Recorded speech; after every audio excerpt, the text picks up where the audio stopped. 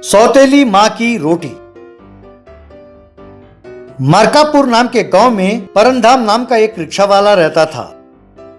उसकी पहली पत्नी का देहांत हो गया तो उसने देवी से दूसरी शादी कर ली। पहली पत्नी की बेटी थी गुड़िया, पाचू दूसरी पत्नी का बेटा था। दोनों हर रोज पिताजी के रिक्शे में ही स्कूल जाते थे और वापस लौटते थे। एक दिन देवी ने पाचू को ढेर सारे रोटी दिए, पर गुड़िया को उसने सिर्फ एक रोटी दी। माँ, बहुत भूख लगी है माँ, एक और रोटी दो ना।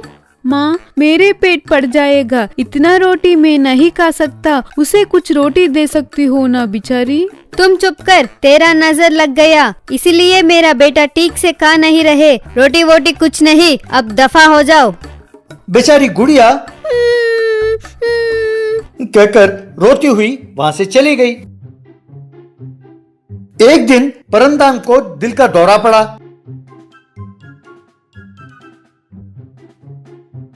और उसने खटिया पकड़ ली। डॉक्टर ने जांच किया और इसका बाईपास करना होगा, 10 लाख रुपए खर्च होंगे, जल्दी इलाज नहीं कराया तो जान को खतरा है। पिताजी, मुझे बहुत डर लगता, आपको कुछ हो गया तो? आपके पास घर है ना, जमीन भी है और रिक्शा भी, उन्हें बेचकर आप ऑपरेशन करा लो पिताजी। अच्छा, उसे बेचोगे? अरे मैंने शादी की तुमसे इसी के लिए, मैं बेचने के लिए राजी नहीं हूँ। जिसके किस्मत कितना जीना लिखा है उतना ही जिएगा ना। देवी, वो बेचारी बच्ची है, वो क्या जाने। मैं कितने बार कह चुका हूँ कि बच्चों में भेद ना करो, तुम गलत कर रही हो। अच्छा, बेटी को कुछ कह दिया तो गुस्सा आ गया? हाँ, वो छोटी बच्ची नहीं है, उसकी बातें सुनी तुमने। जमीन बेचना चाहते हैं? सुनो री गुड़िया, अब तक तेरा बाप के कमाई से घर चल रहा था, अब से तुम कमाना पड़ेगा, नहीं तो तुम्हारा बाप को खाना नहीं मिलेगा, भूख से मरेगा, भला टल जाएगा। ऐसे ना कहो माँ, मैं तुम्हारे हाथ जोड़ती हूँ, मैं पढ़ना चाहती हूँ। अरे तुम पढ़कर कौन सी कलेक्टर बनने वाली हो? अरे तुम्हारा फीस कौन भरेगा? तेरा बाप देखो कैसे काट पर पड़ा है। जब पाचू को फीस भर सकते हो, मेरी फीस क्यों नहीं भर सकते हो माँ? प्लीज माँ, मैं भी स्कूल जाती हूँ। तब देवी को गुस्सा आया और गुड़िया के बाल पकड़कर उसके पीठ पर मारती हुई, तेरी जबान बहुत चलने लगी है कलमोई, नौकरी लगे तभी तुम घर आना, नहीं तो मेरे हाथों मरोगी कमीनी, कहकर उसे मारने लगी। परंदाम ये देखकर बहुत दुखी हुआ। गुड़िया नौकरी ढूंढने के लिए घर से निकली और उसे एक लॉटरी की दुकान दिखाई दी। उस लॉटरी दुकान पर जाकर उसके मालिक से नौकरी मांगा। बेटे, इतनी छोटी सी बच्ची को नौकरी पर रखा तो सब मुझे डांटेंगे, जाओ कहीं और नौकरी ढूंढ लो। सर, ऐसे ना कहो, मैं अपनी हाथ जोड़ती हूँ, मुझे ये नौकरी की बहुत सख्त जरूरी है। यूं उस दुकानदार ने उसे नौकरी पर रख लिया। गुड़िया हर रोज दुकान को झाड़ू लगाती, टेबल साफ करती, ग्राहकों को चाय पिलाती और लॉटरी टिकट्स बेचती थी। ये देखकर मालिक बहुत खुश होता था। घर पर पिताजी को गुड़िया ही खाना खिलाती थी। नौकरी कर रही हो इसीलिए चुप हूँ, कल तनख्वाह मिलते ही लेकर मुझे दे देना, नहीं तो कमर तोड़ दूंगी। अगले दिन मालिक, ये लो बेटी तुम्हारा तनख्वाह, पर 10 रुपए कम पड़ रहे हैं, वो मैं कल दे दूंगा, तब तक ये 10 रुपए का लॉटरी टिकट तुम अपने पास रखो।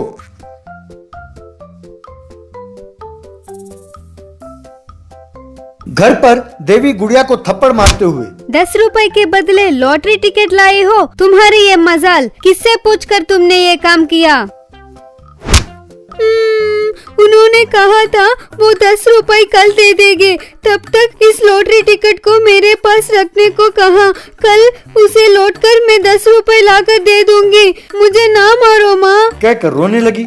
अगले दिन अखबार लेकर मालिक दौड़ता दौड़ता उसके घर आया। गुड़िया, अरे गुड़िया, तुम्हारे लॉटरी टिकट लग गई है और तुम्हें 10 करोड़ रुपए का इनाम मिला है, बधाई हो। ये सुनकर देवी चौंक गई। वो टिकट मेरा नहीं है सर, वो आपका है। वो 10 करोड़ आपका है सर। ये लीजिए टिकट, मुझे मेरे 10 रुपए दे दीजिए, वही काफी है। देवी, मैं सबको कहते हुए सुना है कि तुम कैसे इस गुड़िया पर जुल्म ढा रही हो, इतनी प्यारी बच्ची को मारती हो। तुम इंसान हो या जानवर? गुड़िया बेटी, तुम्हारी ईमानदारी को मैं झुककर प्रणाम करता हूँ। तुमने 10 करोड़ को ठुकरा कर 10 रुपए मांगा। कितनी फिराक दिल हो तुम। नहीं बेटे, मुझे नहीं चाहिए। जो है मैं उसी में खुश हूँ। उन पैसों की तुम्हें जरूरत है, अपने पिताजी को बचाना है। मना मत करना बेटी, वो पैसे तुम ले लो। मुझे तुम पर गर्व है। काश मेरी भी तुम्हारी जैसी एक बेटी होती। ये बात सुनकर देवी की आंखें भर आई। उसने तुरंत गुड़िया को अपने आहोश में ले लिया और रोने लगी। मुझे माफ कर दो ना बेटी, मैंने इन हाथों से तुमने मारा, भगवान भी मुझे माफ नहीं करेगा। कहते हैं सौतेली माँ से भी बड़ी होती है, पर मैंने तो अपने पति को ही दूध करा। मुझे माफ कर दो बेटा। ऐसे ना कहो माँ, मैं नहीं जानती कि मेरी माँ कैसी थी, पर तुम ही मेरी माँ हो। आई लव यू माँ। उन पैसों से परमधाम का इलाज कराया। फिर एक बड़ा सा घर बनाकर सब उसी में खुशी खुशी रहने लगे। Mini tractor train. एक एयरपोर्ट में रतन नाम का एक व्यक्ति काम करता था। वो यात्रियों के लगेज को एक ट्रैक्टर ट्रेन में चढ़ाकर उसे ले जाकर प्लेन में लोड करता था। पर रतन शराबी था, वाटर बॉटल में वोडका मिलाकर पीता था। उस नशे में एक फ्लाइट पर चढ़ाने वाले लगेज को दूसरे फ्लाइट पर चढ़ा देता था। नतीजा यह होता था कि यात्री अपने अपने लगेज का हेर फेर के कारण बहुत परेशान होते थे। एक बार एक अरब शेख दुबई में फ्लाइट से उतरा। वहां उसने अपना सूटकेस खोलकर देखा। उसमें बैंगन, भिंडी और टमाटर थे। उस शेख ने तुरंत इस एयरपोर्ट मैनेजर मनोज को फोन किया।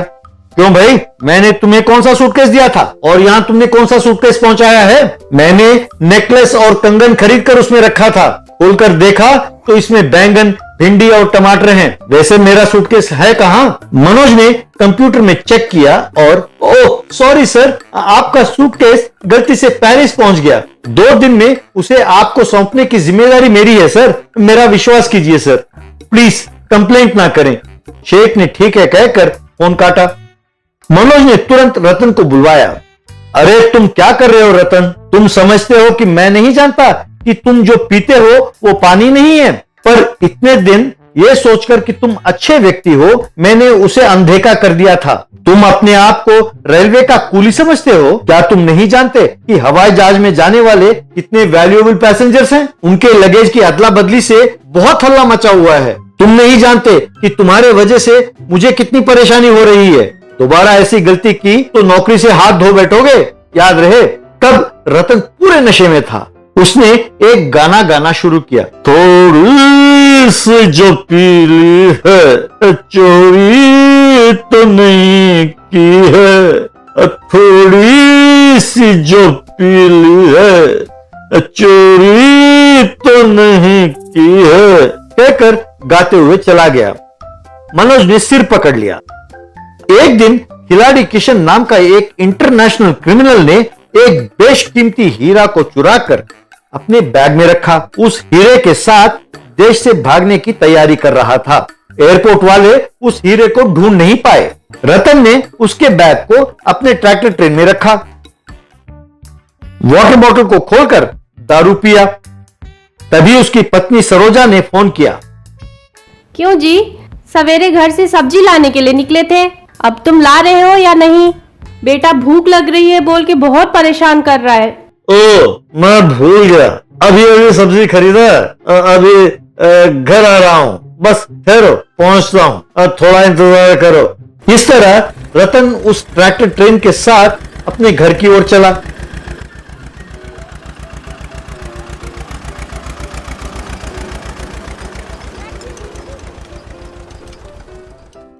इतने में खिलाड़ी किशन फ्लाइट में बैठा। काफी देर बाद भी जब लगेज नहीं पहुंचा तो फ्लाइट अटेंडेंट ने मनोज को फोन किया। सर, फ्लाइट के डिपार्चर का टाइम काफी टाइम से हो गया है। रतन अब तक लगेज लेकर नहीं आया है। पता नहीं वो शराब पीकर कहां पड़ा है। मनोज का पारा चढ़ गया। आज वो रतन मेरे हाथों मरने वाला है, ऐसा सोचा। इतने में एक सीबीआई ऑफिसर संतोष एयरपोर्ट दौड़ा दौड़ा पहुंचा। वो मनोज से, सर बेड़ा गर्क हो गया है। अभी अभी जो अमेरिका के लिए फ्लाइट छूटी है उसमें इंटरनेशनल क्रिमिनल खिलाड़ी किशन भाग गया सर। वो करोड़ों रुपए की कीमत वाला हीरा चुरा कर देश छोड़कर भाग रहा है। मुझे ये बात जानकर यहाँ पहुंचने में देरी हो गई है। समझ में नहीं आता कि उसे कैसे पकड़ूं। मनोज को सारी बात समझ में आ गई। सर, आप चिंता ना करें, फ्लाइट अभी टेक ऑफ नहीं हुई है। हमारा रतन शराब के नशे में लगेज को लेकर कहीं चला गया है, उसके कारण फ्लाइट रुक गई है। वो हीरा भी रतन के पास ही महफूज है। आप चिंता ना करें सर। सीबीआई ऑफिसर संतोष बहुत खुश हुआ। तुरंत फ्लाइट में बैठे खिलाड़ी किशन को गिरफ्तार किया। बाद में मनोज और संतोष रतन के घर पहुंचे। रतन उन्हें देखकर, क्यों सर, यहाँ कैसे आना हुआ? अभी तो ड्यूटी का टाइम भी नहीं हुआ है सर। अरे, तेरे इस नशे की आदत के कारण एक बड़ा क्रिमिनल आज पकड़ा गया है, इसीलिए सरकार तुम्हें इनाम भी देने वाली है। इनाम किसे चाहिए सर? हो सके तो एक फुल बॉटल देने को कहिए सर। पैसे भी खत्म हो गए हैं, तनख्वाह भी तो नहीं मिली है अब तक। मनोज और संतोष हंसने लगे।